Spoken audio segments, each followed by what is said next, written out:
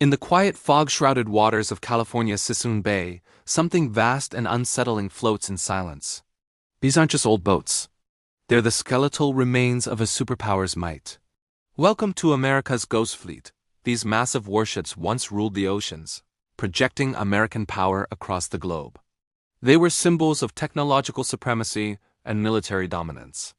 Today, they are forgotten giants, abandoned to the elements, slowly decaying as rust consumes their once proud hulls. What you're seeing is a floating graveyard, a collection of steel titans left to die. This is Suisun Bay, located just northeast of San Francisco. At its peak, this naval boneyard was home to over 60 decommissioned U.S. Navy ships, silently moored together in the murky water. It's one of several National Defense Reserve Fleet anchorages, but Suisun Bay became the most infamous, a haunting spectacle of retired naval power. Imagine the history contained within these steel plates. We're talking about legendary aircraft carriers that launched jets in distant conflicts, powerful destroyers that hunted submarines in the cold, dark depths, and vital supply ships that were the lifeblood of global operations. Each one of these vessels played a role in shaping wars, shifting the balance of power and enforcing America's global dominance throughout the 20th century. Their stories are chapters in world history, so the big question is, why are they here?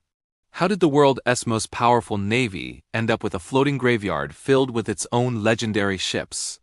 The answer is a complex story of politics, technology, and economics. It's a journey from global conflict to quiet decay. The pivotal moment was the end of the Cold War. For decades, the United States and the Soviet Union were locked in an arms race, which demanded a massive, ever-ready fleet. When the Berlin Wall fell and the Soviet Union dissolved, the primary justification for this enormous naval force vanished almost overnight. America no longer needed such a vast fleet to counter its main rival. The threat had changed, and the military had to adapt. Almost simultaneously, two other forces were at play: budget cuts and rapid technological advancement. Maintaining a large navy is incredibly expensive. With the Cold War over, defense budgets were slashed. It simply wasn't affordable to keep every ship active. At the same time, technology was leaping forward. New missile systems, advanced radar, stealth capabilities, and drone warfare were making older ships obsolete. A vessel that was state-of-the-art one decade could be a sitting duck the next. It became cheaper to build new, more advanced ships than to constantly retrofit the old ones. So what do you do with hundreds of perfectly good, but now outdated and expensive, warships? You don't just scrap them immediately. The solution was a process called mothballing. This was a form of strategic preservation.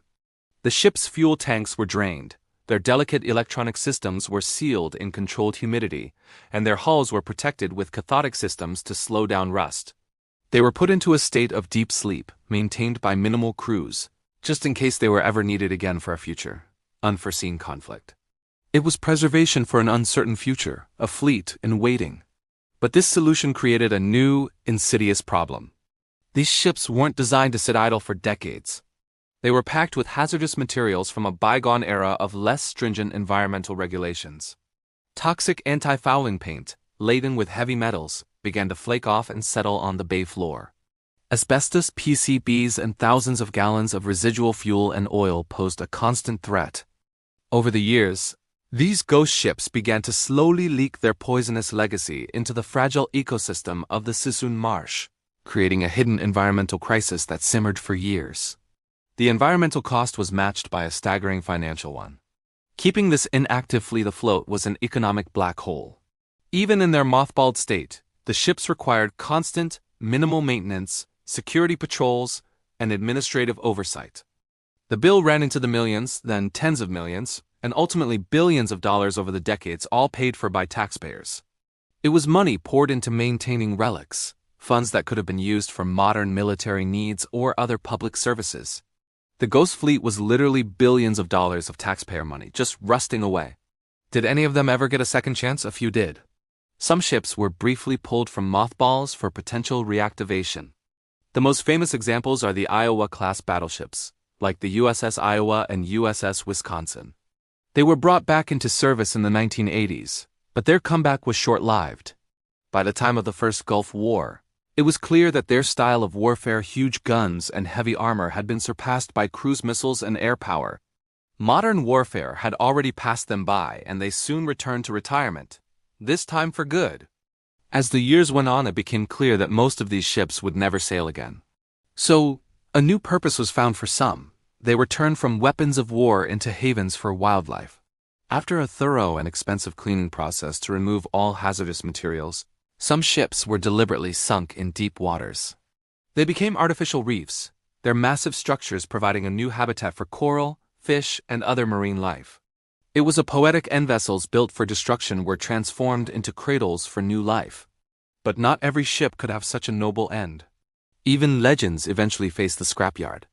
Take the USS Kitty Hawk, a legendary aircraft carrier that served for nearly 50 years. It escaped scrapping once, with veterans campaigning to turn it into a museum. But the costs were too high, the logistics too complex. In the end, after a long and storied career, this icon of American naval power was sold for a single cent to a shipbreaking company and towed away to be dismantled.